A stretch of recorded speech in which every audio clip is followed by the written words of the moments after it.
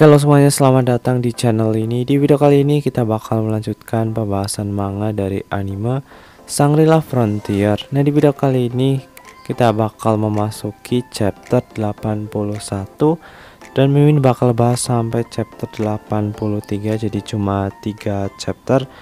Dan di video kali ini merupakan lanjutan part sebelumnya. Jadi buat kalian yang belum lihat video sebelumnya, kalian bisa tonton supaya kalian bisa memahami alur cerita di pembahasan kali ini.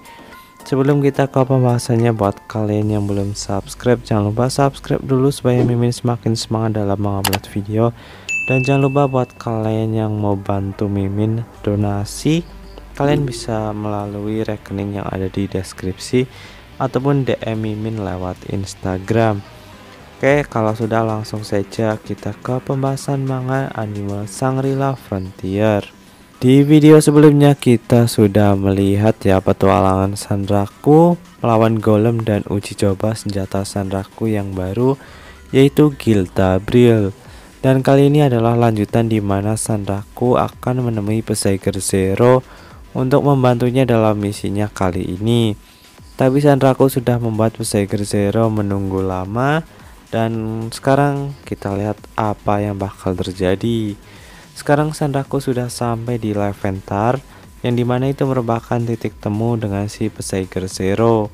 Di kota ini Sanraku mampir ke toko armor terlebih dahulu, dan di sana ia membeli sebuah armor Excavated Grandchest Veteran.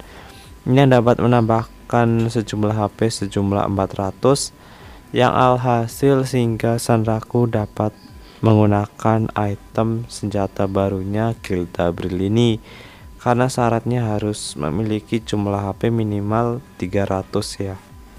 Setelah dari toko itu Sanraku berniat jalan-jalan dulu sebelum menemui Psyker Zero, tapi ia mendengar percakapan NPC yang mengatakan kalau ada Psyker Zero di kota yang sedang menunggu seseorang dan memancarkan intimidasi yang sangat kuat.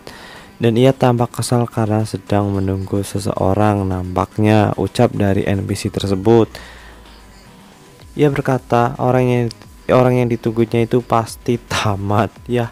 Padahal yang seperti kita tahu Psyker Zero ini pasti datang lebih awal karena udah gak sabar bertemu dengan Sanraku. Tapi si Sanraku ini gak tahu kalau si Psyker Zero ini merupakan salah satu siswa yang sama ya dari sekolahnya, dan ia menyukai si Sanraku.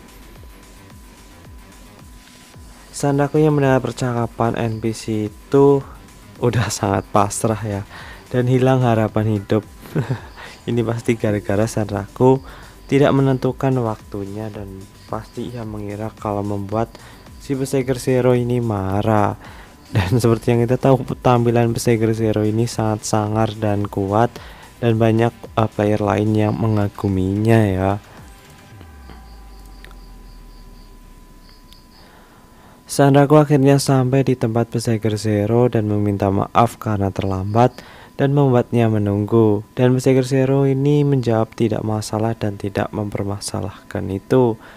Sanraku yang mendengarnya pun lega karena ia mengira kalau klan Scrubser Wolf ini punya aturan waktu yang disiplin, dan ternyata enggak ya. Kemudian Sanraku menjelaskan misinya, di mana ia meminta Psyker Zero bekerja sama dengan dirinya untuk mengalahkan atau menaklukkan wilayah Baren Dark Ruin dan menanyakan imbalan apa yang Psyker Zero mau. Tapi Psyker Zero menjawab kalau ia nggak mau imbalan apapun dan melakukannya dengan cuma-cuma.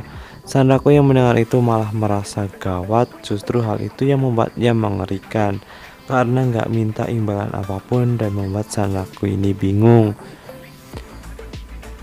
Padahal Psyker Zero ini hanya berniat memberikan kesan yang baik pada Sanraku, tapi Sanraku memikirkan hal yang berbeda. Ya, karena ini si Psyker Zero susah amat sih ya, tinggal mengungkapkan siapa dirinya itu, dan ya ini bakal lebih membuat si Sanraku nggak salah paham ya. Tapi seperti itulah ya, woman ini ya bikin ribet aja. Mereka pun segera memulai perjalanannya ke Baren Dark Ruin. Tempat ini mirip dengan Road of Past Glories.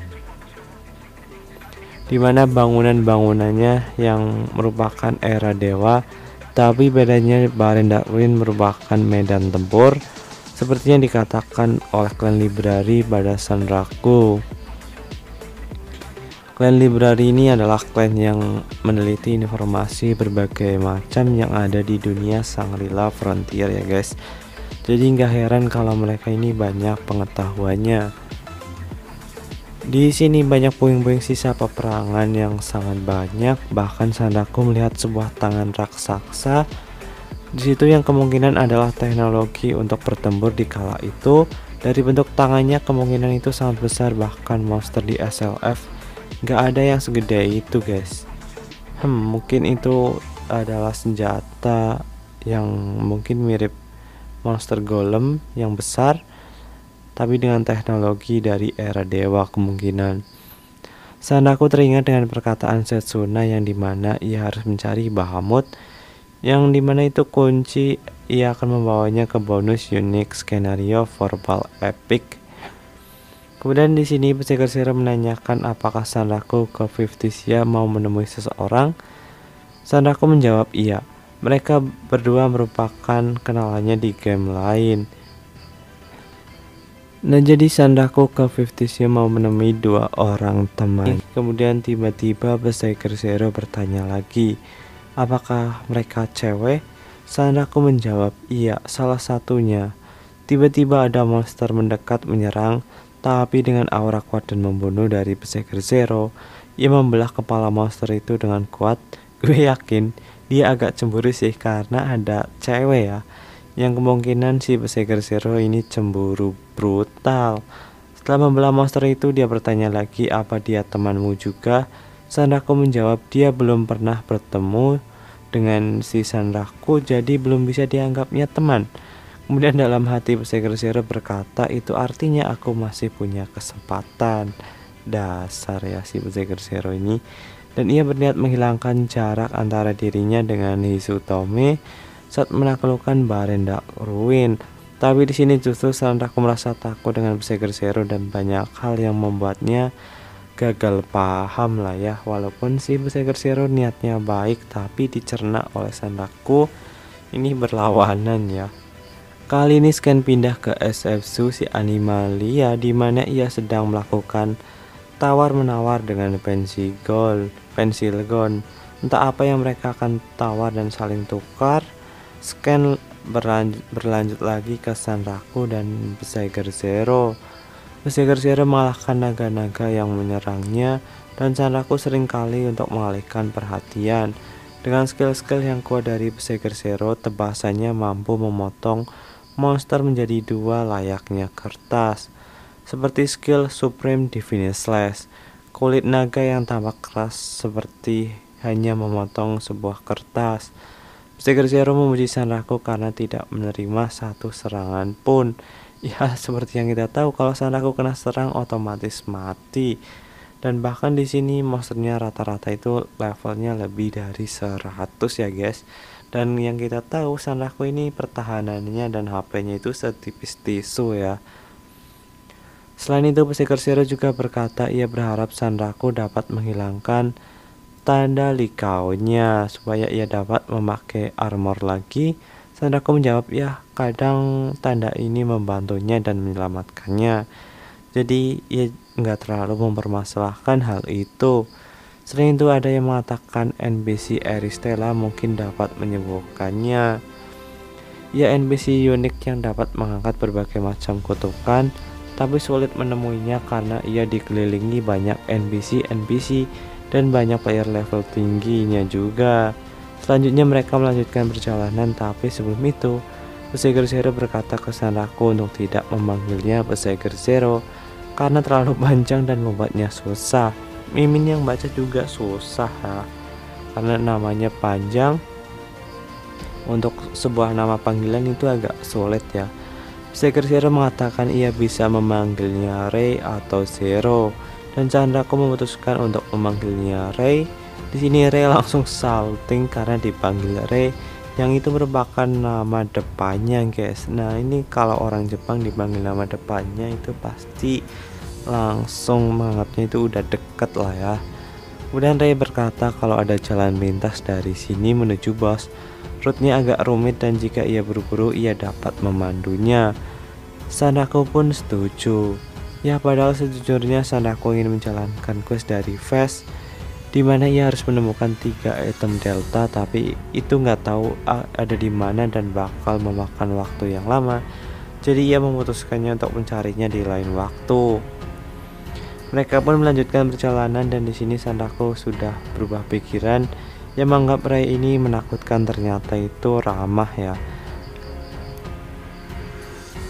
Nah selanjutnya hal kocak terjadi di mana Ray ini lupa jalan guys, tapi nggak mau mengatakan dan sok keren pula di depan Sadako.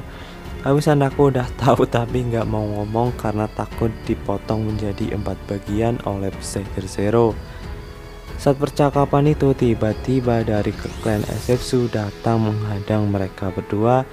Mereka bersama partinya menggunakan senjata lengkap dan tidak membiarkan mereka lewat dan menyuruhnya mencari jalan lain. Sadako menanyakan apakah dia marah karena tidak memberitahunya jalan ke Rabbitosa.